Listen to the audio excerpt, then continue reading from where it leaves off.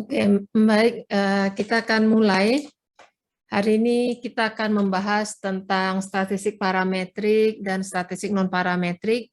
Lalu juga ada asumsi-asumsi apa yang harus dipenuhi dalam statistik parametrik dan bagaimana cara kita mengetahui apakah asumsi itu terpenuhi atau tidak. Ya, saya langsung saja. Nah, sebentar. Oke. Jadi biasanya asumsi yang paling terkenal di statistik itu adalah uji normalitas. Itu kalau ditanya asumsi biasanya orang langsung teringat pada normalitas. Jadi berdistribusi normal, ya. Nah, asumsi inilah yang biasanya atau bukan biasanya ya selalu dipakai dalam statistik parametrik. Jadi statistik parametrik ini syarat utamanya dia harus berdistribusi normal. Seperti apa distribusi normal itu sebenarnya kita sudah bahas di statistik dasar ya, tapi nanti kita akan lihat bagaimana deskripsinya, distribusinya seperti apa nanti akan kita lihat. Jadi yang pertama distribusi normal. Yang kedua skalanya interval atau rasio. Ya, jadi kita baru boleh menggunakan statistik parametrik apabila dia berdistribusi normal, skalanya interval atau rasio. Lalu yang kedua, kalau dia terdiri dari dua grup atau lebih, ya dua grup atau lebih, maka variansnya harus sama. Nah, apa itu varians? Varians ini adalah keberagaman. Ya keberagaman atau variasinya harus sama. Nanti di belakang kita akan bahas lagi secara detail. Nah, ini statistik yang asumsi yang harus dipenuhi dalam statistik parametrik. Satu saja asumsi ini tidak terpenuhi, maka kita tidak boleh menggunakan statistik parametrik. Maka kita harus menggunakan statistik non parametrik. Jadi kalau begitu dikatakan kapan sih orang memakai statistik non parametrik? Yang pertama kalau asumsi tidak terpenuhi. Ya. Yang kedua kalau dia menggunakan skala ordinal, ranking, peringkat gitu. Ya, maka kita akan menggunakan statistik non parametrik ya. Ada juga skala nominal, nanti kita gunakan di chi-square. Nah, lalu ya di sini dikatakan kalau variansnya nggak sama, berarti ini sama dengan yang saya katakan tadi jika asumsi tidak terpenuhi. Asumsi itu apa aja? Bisa asumsi normalitas, bisa asumsi homogeneity of variance, ya variansnya sama tadi tidak terpenuhi, maka tidak boleh menggunakan parametrik. Nah, sebelum kita melihat tentang asumsi, saya ingin kita sama-sama melihat dulu tentang macam-macam teknik statistik yang akan dipelajari di statistik inferensial ini. Yang pertama, kalau kita akan membandingkan dua kelompok yang independen. Ya, dua kelompok yang independen di statistik parametrik itu kita sebut dengan nama t-test independen. Paralelnya ya, artinya ketika asumsi tidak terpenuhi, ini namanya Mann-Whitney. Kemudian, kalau kita membandingkan dua kelompok, tapi kelompok itu dependen atau berhubungan, ya disebut di sini dia berasal dari individu yang sama. Ini yang kita sebut dengan nama dia berhubungan, ya dependent atau related. Ini yang kita sebut dengan nama t-test, t-test dependent atau t-test related atau t-test yang berhubungan begitu. Di non parametrik namanya adalah Wilcoxon. Ya, Wilcoxon sign rank test. Kemudian jadi ini dua ini kalau dia dua kelompok. Jadi yang ini nih kalau dua kelompok. Kalau kita memiliki dua kelompok atau kalau kita memiliki lebih dari 2 kelompok, jadi ini lebih dari 2 kelompok, ya, lebih dari 2 kelompok, ya kita lihatnya dari sini ya, lebih dari 2 kelompok, itu kita namakan ANOVA, Analysis of Variance. Nah, Analysis of Variance kalau di parametrik berarti Analysis of Variance independent.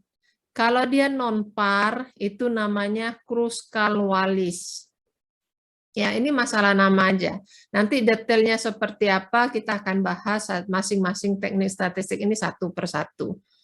Lalu kalau kita membandingkan 2 kelompok juga, tapi yang tadi ini independen, yang ini dependen atau yang berhubungan, ini namanya ANOVA yang berhubungan. Paralelnya namanya Friedman test. Ya, Friedman test. Lalu ada perbandingan yang lain, yaitu namanya korelasi. Biasanya kita gunakan korelasi Pearson. Ini untuk skala interval rasio. Tapi kalau kita tidak menggunakan skala interval rasio, misalkan kita menggunakan skala ordinal, maka kita menggunakan namanya Spearman. Atau bisa juga kita gunakan point biserial ketika kita memberi label atau kita mendikotomikan, ya. Ini kita sebenarnya sudah bahas di statistik dasar. Tapi nanti akan diulang lagi di start infer ini secara lebih mendalam. Saya lanjut dulu.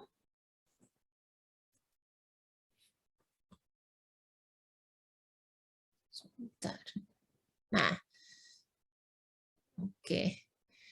Seperti saya katakan tadi, jika satu asumsi saja tidak terpenuhi, maka kita tidak boleh menggunakan statistik parametrik. Jadi statistik parametrik ini dia sangat ketat, ya. Kita sangat ketat dengan asumsi. Setiap asumsi itu benar-benar harus kita periksa satu persatu, ya, harus dicek, harus yakin begitu. Nah, kalau kita ingin menggunakan statistik parametrik, ya, tapi skala kita ordinal, ya biasanya orang mendesain ulang studinya. Atau kalau enggak, ya sudah, berarti kita gunakan non parametrik. Nah, apa yang terjadi kalau data kita tidak berdistribusi normal? Jadi kalau tidak berdistribusi normal, biasanya ada beberapa hal yang bisa dilakukan orang. Yang pertama, ukuran sampelnya ditambah, jadi jumlah partisipannya ditambah. Ya, biasanya partisipan yang lebih banyak itu kecenderungannya untuk mendekati normal itu lebih besar daripada partisipan yang sedikit. Ya. Tetapi bisa saja partisipan yang sedikit, ya, misalkan saya kasih contoh di sini, misalkan bisa saja kalau partisipan itu misalkan N-nya misalkan 25 di sini, lalu ada ini N1. Misalkan ada riset yang lain, misalkan N1-nya misalkan sama dengan 70 begitu. Ya. Sangat memungkinkan, ya, N yang 25 ini berdistribusi normal, tetapi yang 70 ini tidak berdistribusi normal. Itu sangat memungkinkan. Nah, kalau begitu bagaimana? Apa yang membuat ini kok bisa yang 25 ini berdistribusi normal, yang ini tidak? Ya, kembali lagi kepada cara pengambilan datanya. Jadi cara pengambilan data, kita harus memperhatikan aturan-aturannya, bahwa setiap data itu memang harus dipilih secara random, bahwa setiap partisipan, ya, setiap partisipan itu mempunyai kemungkinan yang sama untuk terpilih. Jadi misalkan begini, kalau kalian mau misalkan mengadakan survei kecil-kecilan begitu, ya, Kita mengadakan survei kecil-kecilan, kita mau bertanya pada teman kita, uang jajan kamu berapa sih gitu, atau seminggu dapat uang jajan berapa gitu. Nah, kalau umpamanya pertanyaan yang sederhana ini kita surveikan kepada 25 orang, tetapi kita memilihnya secara random, ya siapa saja mungkin kita tanyai begitu, 25 orang, maka hasilnya mungkin akan sangat bervariasi. Dibandingkan dengan ya pertanyaan yang sama tadi, ya berapa uang saku kalian selama seminggu ini, ya berapa orang tua berikan gitu. Kita bertanya pada 70 orang, tapi 70 orang ini misalkan satu geng gitu. Ya, geng apa ya? Misalkan geng arisan tertentu, ya, yang memang mungkin status ekonominya jauh lebih baik daripada rata-rata mahasiswa, misalkan.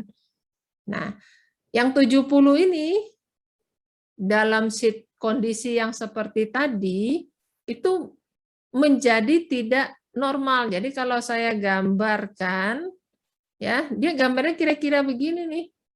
Datanya banyak di kanan. Ini yang kita sebut dengan nama skewed negatif. Tapi kalau yang 25 tadi, ya 25 tadi kayak gini, ya kita siapa saja punya kemungkinan yang sama untuk kita tanyakan, datanya menyebar dengan baik, ya, maka datanya berdistribusi normal seperti ini. Jadi kalau begitu yang mau saya katakan apa? Yang mau saya katakan adalah jumlah sampel sebenarnya itu tidak menjamin suatu distribusi itu berdistribusi normal atau tidak. Ya, tidak menjamin. Nah, apa yang menjamin? Ya, kita harus cek karena kita nggak tahu bagaimana cara pengumpulan datanya sudah benar apa belum begitu ya. Apakah sudah berdistribusi dengan baik apa belum? Cara yang terbaik ya, cara yang terbaik adalah diuji secara statistik. Ya. Cara yang paling simpel ya kita buat distribusinya, kita gambarkan histogramnya gitu. Nanti kita lihat nanti saya ada contoh. Nah, kembali di sini. Di sini kalau misalkan kita memiliki kelompok sampel, ya ini kasus yang berbeda ya dengan contoh saya tadi ya. Kalau kita memiliki kelompok sampel, misalkan saya punya N sama dengan 30, ketika saya uji ternyata tidak normal, tidak berdistribusi normal maksudnya ya, tidak berdistribusi normal, maka apa yang harus kita lakukan? Ada beberapa hal yang biasa dilakukan orang. Yang pertama adalah sampelnya ditambah, cari lagi datanya gitu. Ya, mungkin dari 30 ditingkatkan menjadi 50 ya. Kemungkinan 50 ini mungkin berdistribusi normal gitu. Sampel yang besar kemungkinan dia berdistribusi normal peluangnya lebih besar daripada sampel yang kecil. Lalu yang bisa dilakukan lagi adalah kalau ada outlier, outlier itu berarti data yang ekstrim, bisa ekstrimnya itu terlalu besar atau terlalu kecil. Artinya nggak umum lah begitu. Nah, kalau ada outlier, berarti kita harus membuang, bukan harus ya, kita bisa membuang outlier itu sehingga datanya menjadi berdistribusi normal. Ini yang biasa dilakukan orang. Ada juga ini cara yang ketiga, tapi ini sangat sulit, yaitu kita melakukan satu perhitungan matematis, yaitu yang kita sebut dengan nama transformasi. Ya, mungkin katanya. Mungkin ini setiap number, setiap value atau setiap skor itu kita square-kan ya. Atau bisa juga ini contoh aja ya. Bisa aja misalkan setiap Setiap skor itu kita kalikan, kita kuadratkan, kita kalikan 3, terus kita kurang dengan 4, misalkan. Tapi ini nggak sesimpel ini. Kenapa dikuadratkan, kenapa dikali 3, kenapa dikurang 4, itu pertanyaannya menjadi panjang sekali dan menjadi sulit. Ya, menjadi sangat kompleks masalahnya. Hal yang seperti ini jarang, ya, sulit sekali untuk dilakukan. Nah, di statistik sudah diberikan solusinya. Kalau memang tidak berdistribusi normal, ya sudahlah, berarti kita harus bekerja dalam statistik parametrik. Ya. Nah, uji asumsi yang akan dikenalkan sekarang ini, ya, pada pertemuan ini adalah uji normalitas. Uji normalitas nanti saya akan memperlihatkan secara histogram, ya, dan variability, berarti sebarannya, keberagamannya begitu. Lalu kemudian kita akan membandingkan uji normalitas versi Kolmogorov-Smirnov versus Shapiro-Wilks. Kenapa dua versi ini ditampilkan? Karena begini, ya ini kalau saya bicara dulu ya, kalau dulu orang bicara tentang normalitas, pasti ingatnya tuh ke ini, ke Kolmogorov-Smirnov. Ya, tapi kemudian akhir-akhir ini ada, saya lupa tahun berapa, nanti saya tampilkan di slide berikutnya, ada satu penelitian yang membandingkan, jadi gini, apa namanya, tentang uji normalitas, banyak ahli, ya, banyak ahli yang menentukan atau yang membuat penelitian bagaimana caranya melakukan uji normalitas. Banyak, sebenarnya belasan. Ya, belasan, setahu saya itu ada belasan. Nah, dulu yang paling terkenal itu atau yang paling sering dipakai orang itu adalah Kolmogorov-Smirnov. Tapi kemudian akhir-akhir ini, ya, ada orang yang melakukan perbandingan dari setiap teknik itu, terus kemudian dilihat yang mana yang paling akurat, yang mana yang paling dapat dipercaya. Ya, ternyata hasil penelitian itu melaporkan bahwa Shapiro-Wilks ini lebih baik, ya, lebih akurat daripada Kolmogorov-Smirnov. Nah, berdasarkan penelitian ini, maka selanjutnya, kalau kita mau melakukan uji normalitas nanti, kita akan gunakan Shapiro-Wilks. Ya, itu tentang uji normalitas. Yang kedua, homogeneity of variance. Ini apa? Nanti saya akan jelaskan di belakang. Kemudian kita mengidentifikasi outlier, data-data yang terlalu besar atau terlalu kecil, yaitu mengganggu distribusi. Nanti akan kita lihat bagaimana cara memeriksanya. Sebentar, saya pindah ke slide berikutnya. Nah, ini. Ini adalah artikel ilmiah, ya, yang dilaporkan ini udah 10 tahun yang lalu, ya. Dia membandingkan, sebentar saya agak lupa dia bandingkan berapa, tapi yang jelas dia bandingkan banyak. Mari kita lihat aja sama-sama. Sebentar, sorry, ini mouse-nya jalan-jalan. Mana mouse saya? Oke.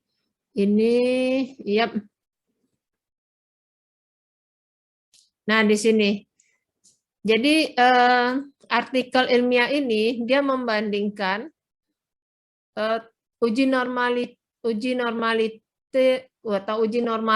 ya. Ini sebenarnya dia banyak ini dia bandingkan. Ada nanti artikel ilmiahnya ada, bisa dibagikan ketika kuliah. Nah, kita langsung aja lihat kesimpulannya. Dia menyimpulkan bahwa ini udah di blok merah, bahwa Shapiro-Wilks ini lebih powerful. Baru kemudian diikuti oleh Anderson, Darling, lalu Lilley Ford, Tess, and Kolmogorov-Smirnov. ternyata Kolmogorov-Smirnov yang selama ini sering dipakai orang, penelitian ini menunjukkan bahwa ini ternyata urutan keempat yang terbaik. Ya, Safirovil jauh lebih baik daripada yang ini. Kalau kita bandingkan begitu, kita buat peringkatnya gitu ya, maka Safirovil ini lebih baik begitu. Makanya kita pakai Safirovil. Next. Nah, ini kita ambil contoh. Ya, ambil contoh. Ini contoh, oke. Ini contoh menjelaskan kenapa Safirovil itu lebih baik daripada Kolmogorov-Smirnov. Jadi di sini ada data, ya, datanya dipakai seperti ini, cuman N-nya 20. Yang pertama, grup yang pertama tentang self efficacy, yang kedua tentang achievement. Ya, ada 2 grup. Kita mau melihat apakah distribusi yang N sama dengan 20 ini berdistribusi normal atau tidak. Nah, karena kita mau melakukan uji, ya, kita melakukan uji statistik, maka kita akan buat uji hipotesis di sini. Apa hipotesisnya kalau kita mau melakukan uji normalitas? Ini hipotesisnya. Distribusi sampel sama dengan distribusi populasi. Ini H0, ya, sama dengan. Kenapa kok begini hipotesisnya? Kok aneh gitu? Kita tahu secara teori bahwa distribusi populasi ini adalah distribusi normal. Jadi H0 kita, ya, H0 kita mau meriksa data ini, ya. Ini bunyinya seperti ini, distribusi sampel sama dengan distribusi populasi. Hipotesis alternatifnya, distribusi sampel tidak sama dengan distribusi populasi. Ya, ada tidak sama di sini. Jadi ini kan saling melengkapi begitu ya. Nah, ini output nanti di slide saya ini saya akan menjelaskan 2 output sekaligus, yaitu output dari SPSS dan output dari JASP, ya, software yang sudah saya kenalkan dan sudah saya sebut sebelumnya di pertemuan kita yang lalu. Oke, ini outputnya SPSS. Rule-nya apa? Kita lihat. Sebenarnya kita tinggal lihat saja yang namanya ini significant value, nilai P. Ya, kita tinggal lihat nilai significant value-nya. Kalau nilai significant value-nya lebih besar dari 0,05, ini maksudnya adalah alpha level 5%, maka distribusinya normal. Kalau gitu, itu bisa dibalik. Kalau p-value-nya kurang dari 0,05, maka distribusinya tidak normal. Tidak berdistribusi normal. Ya, jadi kita bandingkan nih, kita coba bandingkan, kita lihat. Ini ada 2 data kan tadi, ada 2 kelompok. Yang pertama self efficacy, yang kedua achievement. Kita lihat self efficacy menurut Kolmogorov-Smirnov nilai signifikansinya 0,103. Ini lebih besar dari 0,05. Ya, lebih besar dari 0,05. Kalau lebih besar dari 0,05, maka dia berdistribusi normal. Jadi menurut Kolmogorov-Smirnov, self-efficacy ini berdistribusi normal. Achievement berdistribusi normal. Safirovil, ya, menurut Safirovil, self-efficacy berdistribusi normal. Tapi achievement tidak berdistribusi normal karena ini kurang dari 5%.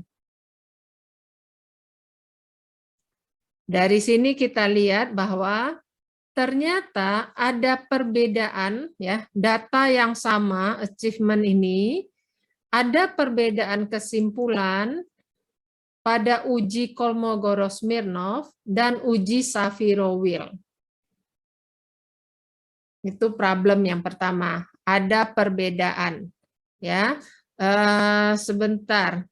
Problem ini kita keep dulu, kita tahan dulu ya. Ada perbedaannya.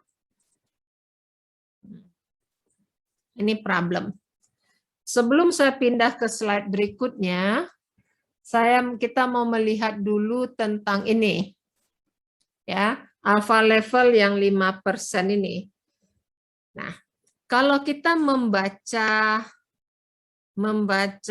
output ya, kita cara membaca output itu sebenarnya begini. Kalau p-value kita ya, p-value tadi ini namanya p-value atau p-sig ya, p-signifikansi itu lebih besar dari 5%, ini output ya. P lebih besar dari 5%, maka H0-nya gagal ditolak, fail to reject. Ya, gagal ditolak. H0 gagal ditolak, berarti kita nggak bisa menolak H0. Kalau H0-nya gagal ditolak, maka berlakulah H0 itu. Jadi, distribusi sampel sama dengan distribusi populasi. Ya, makanya kesimpulannya seperti ini tadi. Kalau p-value-nya besar dari 5%, maka distribusinya normal. Kenapa distribusinya normal? Karena H0-nya gagal ditolak. Ya, yang ini boleh dicatat ini. Ini ketika membaca output. Baik membaca outputnya SPSS maupun nanti membaca outputnya JASP ya. Kalau lebih dari 5% H0 gagal ditolak. Ya. Sampai situ saya kembali lagi ke sini nih. Bahwa ternyata di sini nih ada masalah. Masalahnya apa? Ada perbedaan. Angka yang sama, distribusi yang sama, Kolmogorov-Smirnov dan Saviro-Wheel memberikan kesimpulan yang bertentangan. Ya, kita lihat siapa yang benar di sini, Kolmogorov-Smirnov apa Saviro-Wheel?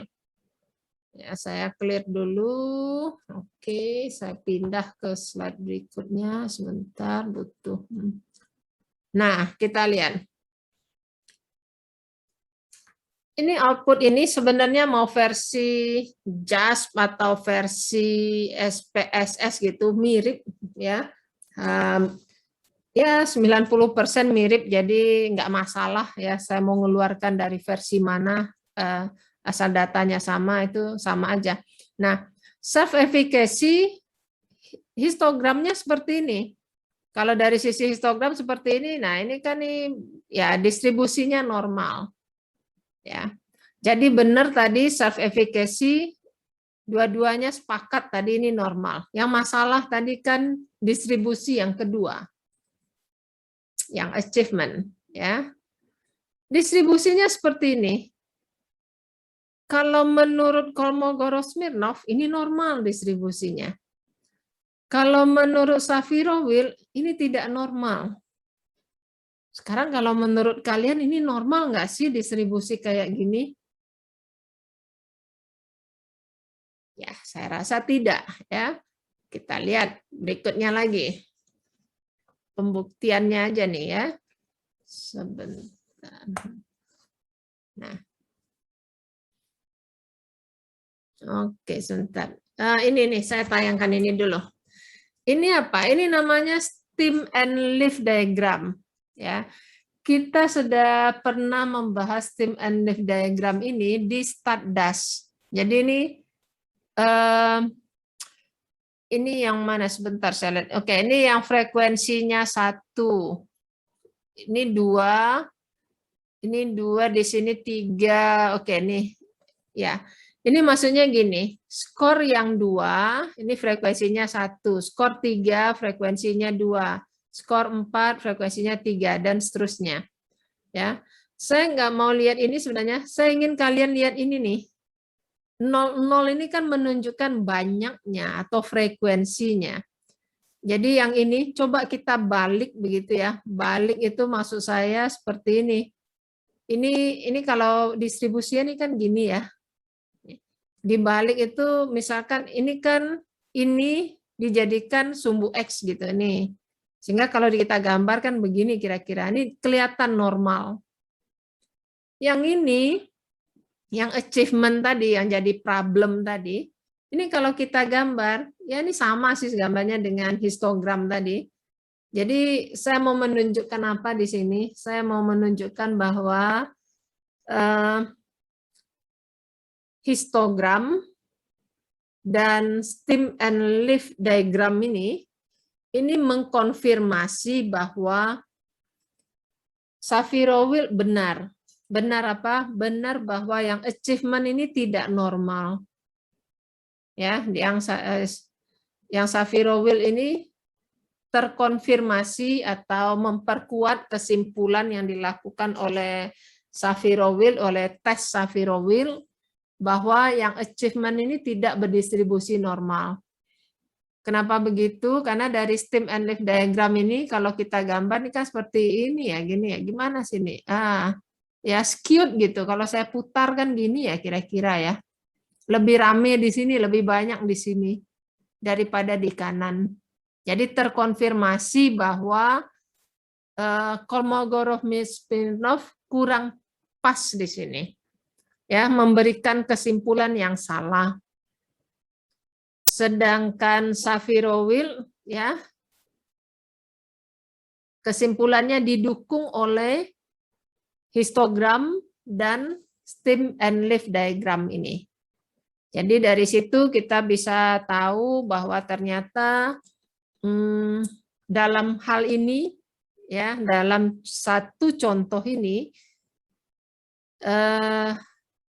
kesimpulan yang dibuat oleh Kolmogorov-Smirnov itu terbantahkan gitu.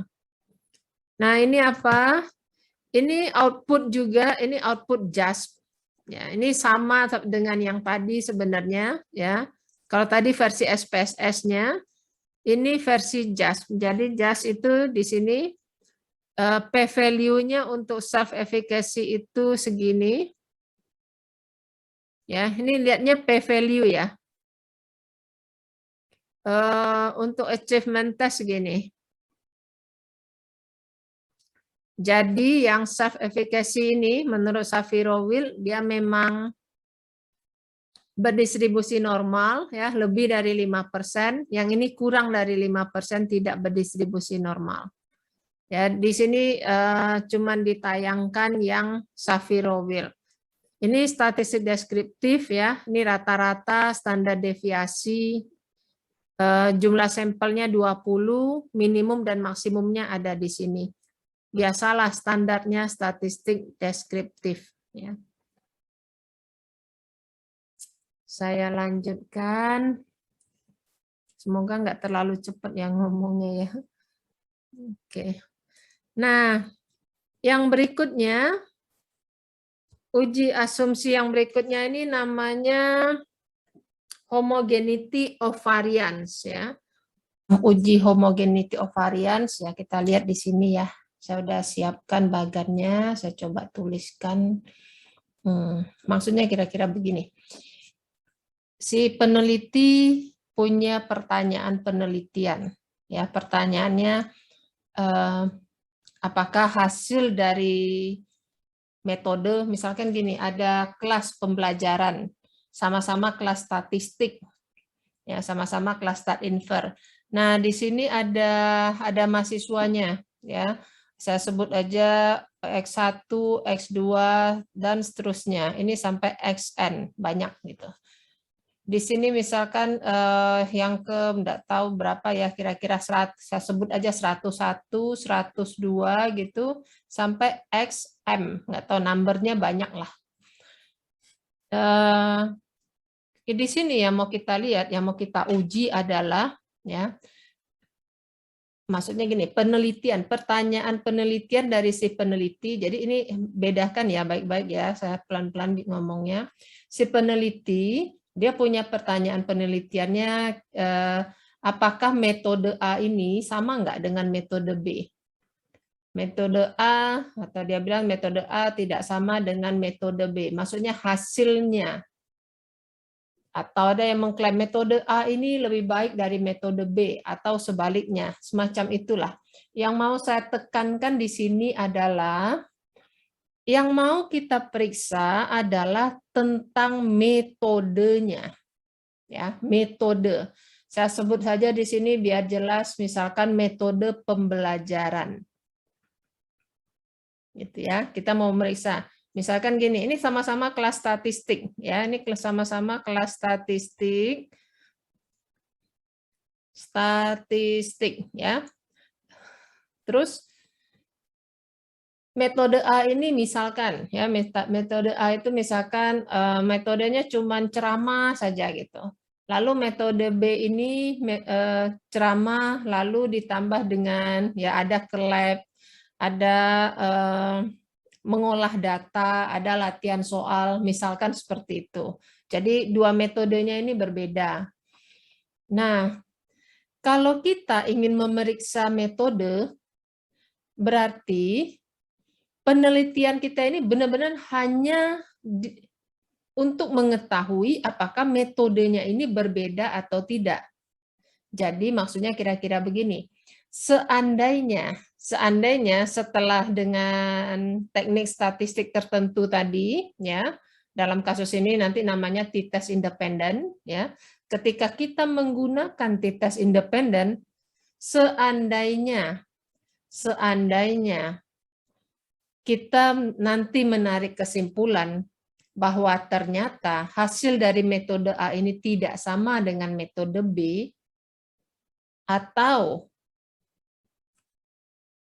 kesimpulannya bisa naik lagi sedikit, misalkan metode A ini misalkan lebih baik, diklaim lebih baik, misalkan ya, ini contoh, metode A ini lebih oke gitu, lebih baik. Nah, jangan sampai kesimpulan penelitian ini yang mengatakan metode A ini lebih baik, ini dipertanyakan. Kenapa dipertanyakan? Ya, kita sering tahu, kita sering dengar gitu ya. Misalkan kalau ini ada dua kelas, lalu kalau kelas ini lebih baik, terus orang mengatakan, iyalah itu lebih baik pasti. Karena di kelas itu ada si Andi, pinter banget, ada si Budi, lah dia dulu juara olimpiade misalkan. Pokoknya IQ-nya itu udah terjamin lah tinggi. Sehingga orang meragukan hasil penelitian ini. Gitu. Jadi, yang mau saya tegaskan lagi adalah, kalau memang hasilnya ini berbeda, dan metode A ini lebih baik, ya hasilnya ini mengatakan lebih baik, maka itu benar-benar disebabkan oleh metode. Bukan karena partisipan yang ada di dalamnya. Ya. Nah, itu perhatikan di situ. Inilah yang mau kita uji nanti, yang mau kita periksa dengan mengadakan homogeneity of variance. Ingat, variance itu apa?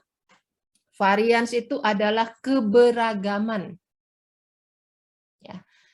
Kalau kita punya partisipan di sini, di kelas A ini, di kelas yang pertama ini, maka keberagaman di kelas yang pertama harus sama dengan keberagaman di kelas yang kedua. Sama secara statistik, ya, bukan sama persis begitu. Makanya harus diuji secara statistik. Ya. Apa maksudnya keberagamannya sama? Misalkan kalau misalkan di sini ada orang yang pinter banget begitu di kelas yang pertama, maka di kelas yang kedua juga ada orang yang pintarnya bisa menyaingi dia gitu, setara. Kalau misalkan di kelas yang pertama ini ada orang yang tidak suka dengan atau tidak suka dengan statistik, maka di kelas B ini juga ada orang yang tidak suka dengan statistik sehingga kemampuannya sama begitu. Ya. Jadi sekali lagi saya tegaskan bahwa hasil penelitian ini ya, ini kan mengarah kepada pertanyaan penelitiannya. Kalau pertanyaan penelitian ini ingin membahas tentang metode, ingin memeriksa tentang metode, ya, maka hasilnya, ya, hasilnya itu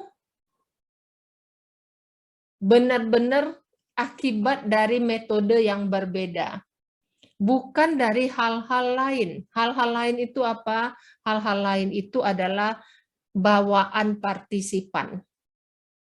Jadi kalau misalkan metode A ini terbukti nanti lebih baik, itu bukan karena orang-orang di dalamnya atau partisipan di dalamnya ini adalah orang-orang yang pintar, bukan. Tapi benar-benar karena metodenya bagus, metodenya cocok untuk pembelajaran statistik ini, misalkan seperti itu. Ya, saya harap konsep ini bisa dipahami. Saya lanjutkan ke slide berikutnya. Sebentar. Nah, ini kita lihat. Ini uji statistiknya. Saya mencoba membuatkan hipotesisnya. Ingat bahwa yang mau kita uji itu adalah homogeneity of variance. Variance yang homogen. Variance yang sama.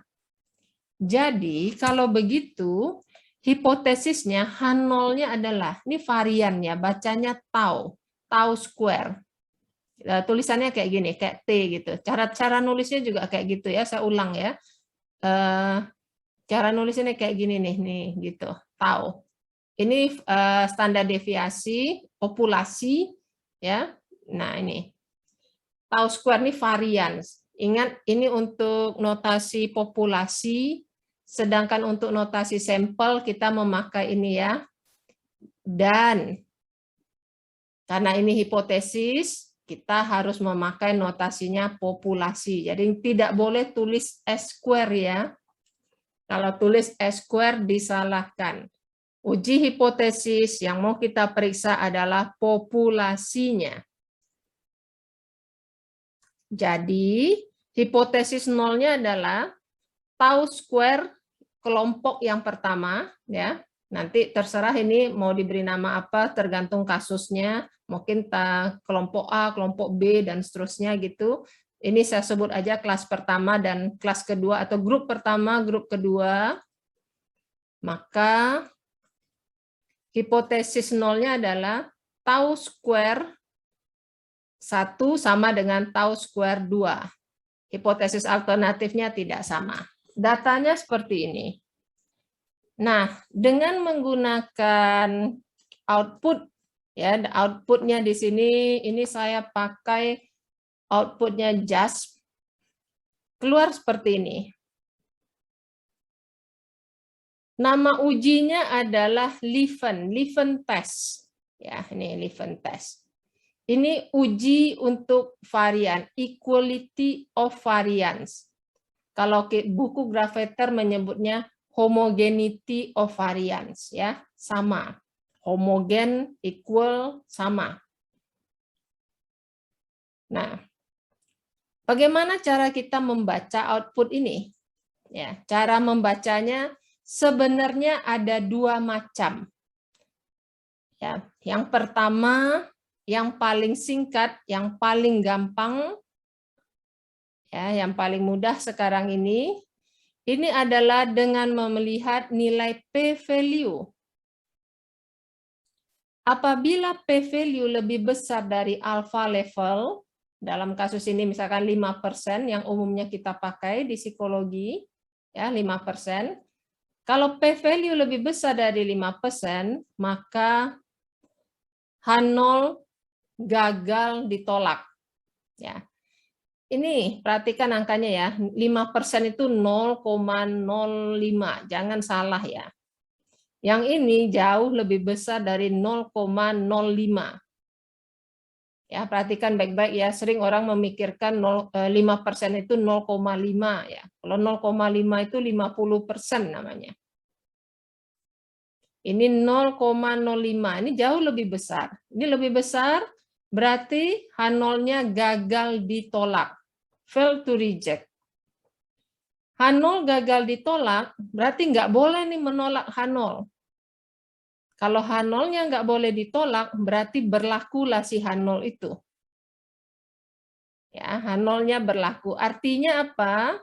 Artinya setelah kita uji, ya datanya nih dari sini, ternyata dua kelompok ini adalah dua kelompok yang homogen, yang variannya homogen. Jadi asumsinya terpenuhi. Jadi ini dampak dari fail to reject ini adalah ya varians dua kelompok homogen. Atau dengan kata lain dikatakan asumsi terpenuhi. Ya, asumsi apa? Homogeneity of variance. Ya. Asumsinya terpenuhi gitu. Semoga jelas. Tadi saya katakan ada dua cara sebenarnya memeriksa homogeneity of variance dari output ini. Tapi sekarang ini kita baru tahu satu cara yang paling sederhana, yaitu memeriksa nilai p-value. Cara yang kedua apa? Cara yang kedua ini, kita belum belajar. Nanti kita belajar di ANOVA. Ya, di pertemuan berapa itu? Pertemuan hari ini pertemuan kedua, 3, 4, 5. Pertemuan yang kelima nanti. Kita akan belajar ANOVA. Nanti kita akan melihat ini tentang F. Ada tabelnya, tabel F rasio namanya. Ya, jadi sementara kita lihat pakai ini dulu. Nanti akan diajarkan lagi dua-duanya. Oke, saya lanjutkan. Semoga yang ini jelas. Nah, bagaimana kalau 3 kelompok? Ya, 3 kelompok di sini, maksudnya ya homogeneity of variance. Kita mau cek homogeneity of variance. Ya, caranya sama saja. Kalau ada 3 kelompok, di sini ada grup 1, grup 2, grup 3, datanya seperti ini, ya, N-nya 20, kebetulan sama, nih standar deviasi, ini data deskriptif namanya. Ya, sama saja cara lihatnya. Sekali lagi yang kita lihat kan adalah nilai signifikansinya, nilai p-value-nya.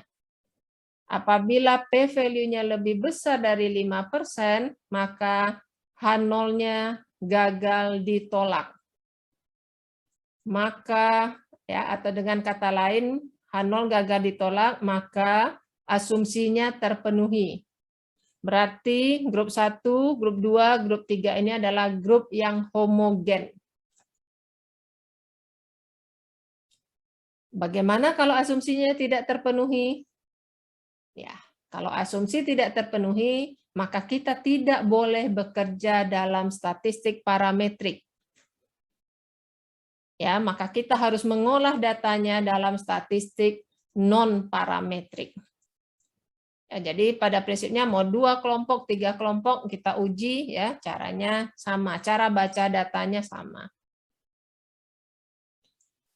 Nah, ini ada sedikit tambahan ya, tentu tentang homogeneity of variance sudah selesai. Saya harap bisa dimengerti. Kalau nggak jelas nanti silahkan bertanya di kelas ya, silahkan dicatat bagian mana yang nggak mengerti. Nah, saya mau jelaskan sedikit ya. Sebenarnya ini sudah pernah kita singgung di kuliah statistik dasar. Tapi saya mau mengulang. ini gambar tentang ya kurva normal gitu ya, kurva normal. Soalnya kurva normal yang beneran normal itu ya beneran normal ya, ya unit distribusi normal ya, yang distribusi Z. Kurva normal itu banyak, tak berhingga banyaknya. Ciri karakteristik dari kurva normal itu yaitu min, median, modusnya berimpit pada satu titik seperti ini, kiri kanannya simetri, dan dia punya asimtot. Nih, asimtot itu apa? Asimtot itu adalah garis yang didekati oleh kurva. Jadi ini kalau kita teruskan ke kanan, dia makin lama makin dekat dengan garis yang mendatar ini atau garis horizontal. Makin lama makin dekat, tapi tidak pernah dipotong. Tidak pernah intersection. Ya, secara matematik seperti itu. Jadi yang di kiri ini juga kurva ini makin lama makin dekat dengan garis yang horizontal, tapi tidak pernah intersection, tidak pernah berpotongan. Ya, ini tentang distribusi normal. Nah, kalau ada macam-macam distribusi normal seperti ini, apa yang bisa kita ketahui gitu? Ya, min, median, modusnya sama, berimpit nih semuanya gitu ya. Maksudnya setiap kurva ini berimpit min, median, modusnya. Yang bisa kita lihat adalah tentang standar deviasinya atau keberagamannya. Keberagaman itu dari kurva ini bisa kita lihat dari lebar ini. Ya. Ini kecil, kurus.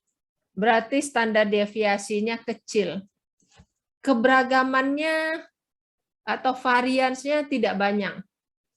Ya, saya mau ngulang sedikit lah tentang keberagaman ini. Saya tahu kalian ini mahasiswa sering kita kadang belanja online gitu ya. Kita lihat satu produk, saya kasih contoh yang sederhana saja, misalkan kaos. Kita ingin beli kaos casual misalkan begitu. Terus lihat ya modelnya bagus ya, kerahnya cakep misalkan gitu. Terus biasanya kita chatting nih, kita tanya sama yang jual, sis ini warnanya apa aja gitu. Nah, kalau dia mengatakan ya warnanya hitam dan putih, berarti dua macam. Lalu atau mungkin mungkin dia jawabnya begini, oh warnanya banyak Kak. Ada putih, hijau, biru, ada yang garis-garis, ada yang dibuat kotak-kotak. Pokoknya yang model kayak gini nih macam-macam, Kak. Itu ada 20 macam. Kakak silakan lihat di bagian deskripsi ya, misalkan gitu. Jadi ada satu yang mengatakan warnanya cuma dua macam ya, hitam dan putih. Penjual yang lain menjual barang yang warnanya macam-macam loh, itu silakan dilihat ya di bagian deskripsi, di situ ada nomor-nomornya, ada 20 macam misalkan. Yang 20 macam ini yang beragam. Yang dua macam ini yang standar deviasinya kecil, keberagamannya sedikit. Ini kalau kita gambar ya kira-kira begini nih. Kalau yang 20 macam itu tadi, mungkin kalau saya gambar mungkin begini nih yang besar ini. Jadi lebar kurva normal ini itu menunjukkan keberagaman data. Ya, keberagaman data. Kalau datanya beragam dia melebar, ya menyebar gitu. Tapi kalau sempit ya dia fokus aja nih di tengah nih, nggak banyak. Ya, dia fokus di sekitar min, median dan modusnya. Saya lanjut. Semoga ngerti ya. Oke, nah ini ada yang namanya skewed. Ya. Kurva yang tidak normal itu namanya yang skewed. Kalau kita mengolah data, datanya skewed, berarti kan kita tidak bisa mengerjakannya dalam statistik parametrik. Kita harus mengerjakan dalam statistik non-parametrik. Nah, data skewed itu seperti apa? Nih contohnya. Ya, ini contohnya yang pertama ini di kiri banyaknya namanya skewed positif, ya, namanya terbalik gitu ya. Ini di kanan yang lebih banyak namanya skewed negatif. Apa kasus-kasus skewed positif ini? Kalau misalkan ujian gitu, ya ini skor, ya biasanya di bawah ini kan menyatakan skor gitu ya. maka banyak yang skornya rendah. Dari segi mahasiswa mungkin mengatakan, ya dosennya ngasih soal susah-susah. Atau soal ujiannya nggak sama dengan yang diajarkan, sehingga susah gitu. Itu dari segi mahasiswa. Dari segi dosen mungkin mengatakan, duh mahasiswanya udah dijelasin, kok nggak nangkep-nangkep ya, nilainya jelek-jelek. Kasus yang seperti ini skewed yang positif. Kalau skewed yang negatif, yang seperti ini, datanya banyak di kanan, ya, yang besar-besar, tinggi-tinggi nilainya, maka mahasiswa mengatakan, wah soalnya mudah, dosennya baik hati. Ya, gampang nih, enak nih ujian kayak gini. Pada pinter semua nih di kelas, lulus semuanya. Ya, ini skewed. Skewed yang negatif. Jadi ada dua macam skewed positif dan skewed yang negatif. Next, kita lihat. Nah, ini bagian yang terakhir dari uji asumsi. Ini untuk memeriksa ada atau tidak outlier. Saya memakai satu data ini. Ada 20 sampelnya, N-nya 20. Ya, ini ada data motivasi ya. Nah, saya sengaja mengeluarkan dua output ini ya, dua macam output. Nanti ada versi SPSS, ada versi JASP gitu. Kenapa saya masih mengeluarkan SPSS? Karena begini, walaupun memang SPSS ini mahal gitu ya, softwarenya mahal, tapi memang kalau kita baca itu artikel-artikel di luar, masih banyak orang menggunakan SPSS gitu yang dari luar negeri. Lalu kalau kita lihat dari buku-buku juga, dari buku Gravatar, mereka juga masih pakai SPSS. Jadi nggak ada salahnya. Saya di sini mencoba menyajikan dua-duanya. Jadi ini SPSS. Jadi kalau kita punya 20 data, kita mau memeriksa ada nggak outlier. Nah, sebelumnya kita mau lihat dulu outlier itu apa. Nah, outlier itu adalah data yang ekstrim. Ya, ekstrim. Ekstrim itu ada dua macam. Jadi kalau ini data gitu ya, ini data gitu, data paling kecil, data minimum itu. Nah, yang ekstrim itu ada dua macam, bisa di kiri, bisa di kanan. Jadi yang namanya outlier, ada dia outlier ekstrimnya itu karena datanya terlalu kecil. Jadi misalkan gini, kalau misalkan nanti saya adakan kuis gitu ya, kalian satu kelas misalkan isinya 30 orang. Lalu ini ada 30 orang ya misalkan ya.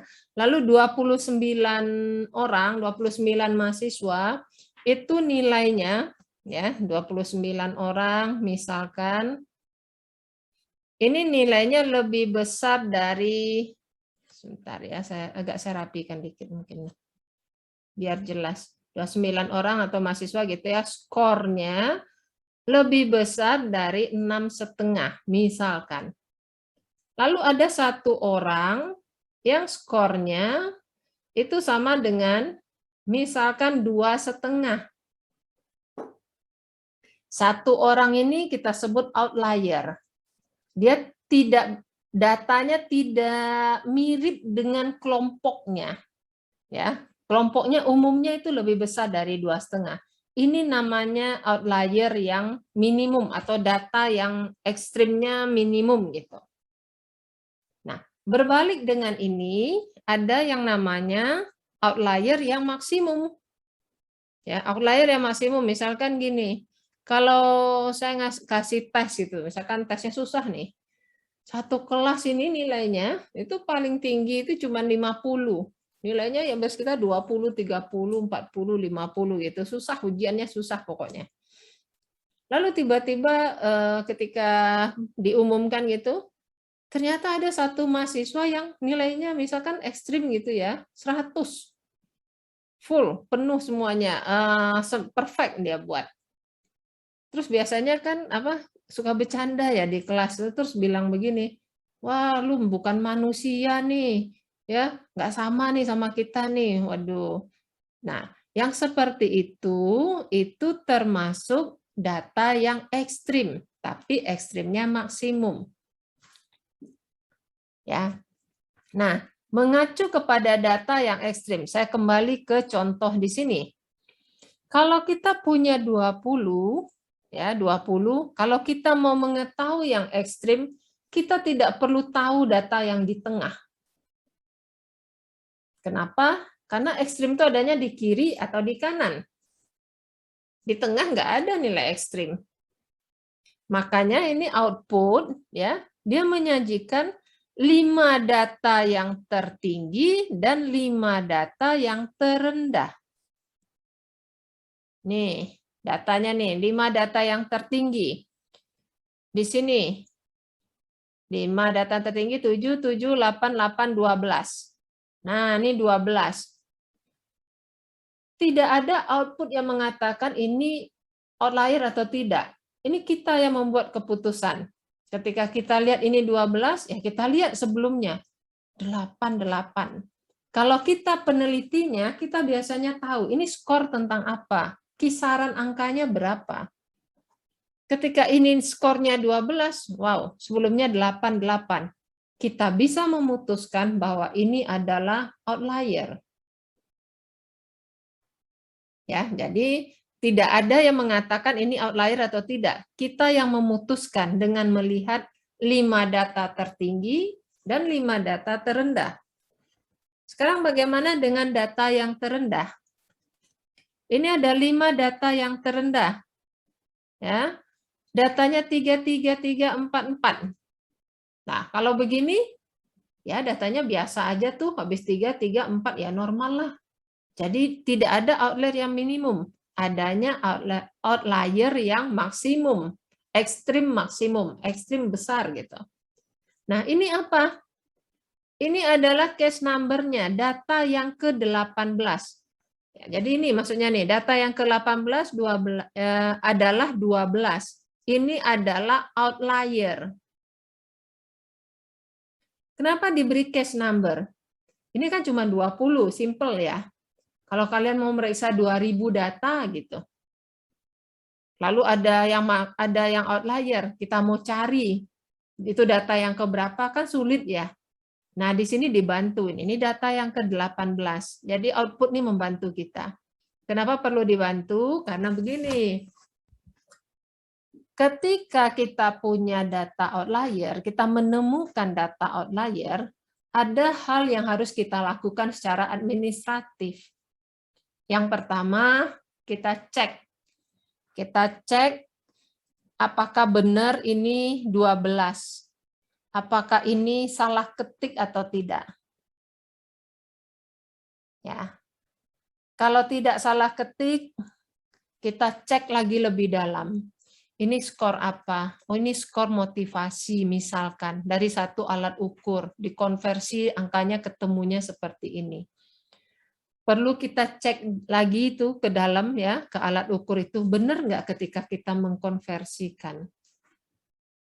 Jadi kita benar-benar harus yakin bahwa data ini benar-benar outlier, bukan karena kita salah mengadministrasikan. Ya. Jadi biasanya seperti itu. Outlier itu bisa disebabkan karena dua hal. Yang pertama, memang datanya ekstrim. Faktanya begitu. Yang kedua, kemungkinan yang kedua, mungkin ada salah administrasi, typo ketika mengetik, memasukkan, menginputkan data.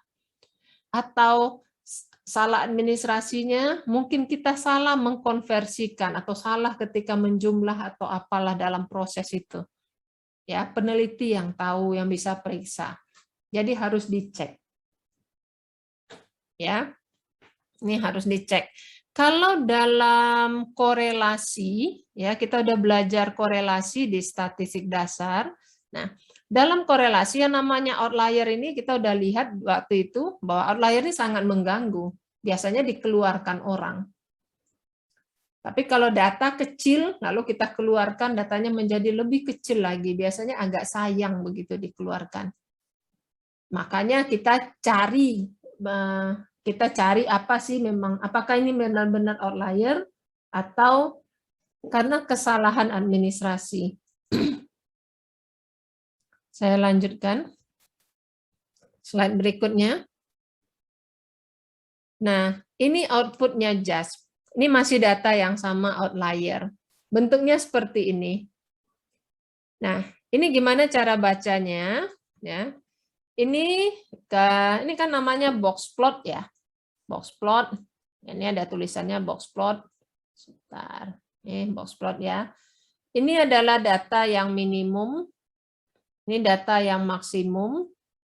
Ini kuartil yang kedua, ini kuartil pertama, ini kuartil ketiga. Tahu kan kuartil kan yang membagi data 4 bagian itu, ya. Nah, terus lihat ini ada apa di sini? Ini udah ditunjukkan langsung oleh JASP, ya, oleh outputnya JASP. Ini udah ditunjukkan langsung bahwa ada outlier. Outliernya berapa? Skornya itu kan di sini ya, nih.